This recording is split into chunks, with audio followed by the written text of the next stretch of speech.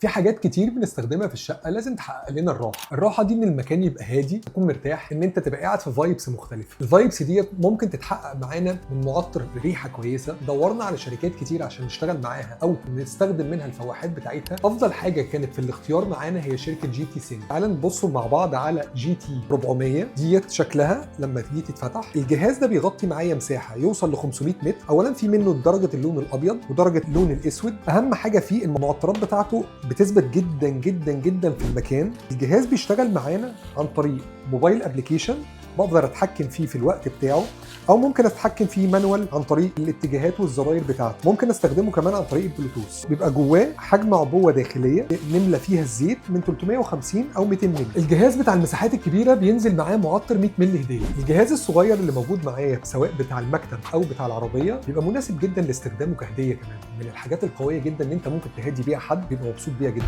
بينزل معاه القطعه ديت، بينزل معاه الشاحن بتاعه بتشحنه من العربيه عادي، وبينزل معاه عبوه صغيره هديه، وبتنزل معاه هديه ثانيه اثناء فتره العرض اللي احنا فيها. مجموعه معطرات على فكره بتقعد معانا وقت طويل جدا، سواء كان في الشحن سواء كان في الاسانس بتاعه. ده اولا البطاريه بتاعته 500 ملي امبير الصغير، ممكن نشغله 5 ثواني وبيقف معانا 3 دقائق. المنتجات دي كلها متواجده معانا في معرض سامي مودرن في اسكندريه. احنا عملنا تعاون مع شركه جي تي سنت وبقينا الوكيل المعتمد في اسكندريه، ومتاح معانا الشحن لجميع المحافظات. مستنيينكم تكلمونا عشان تعرفوا كل التفاصيل.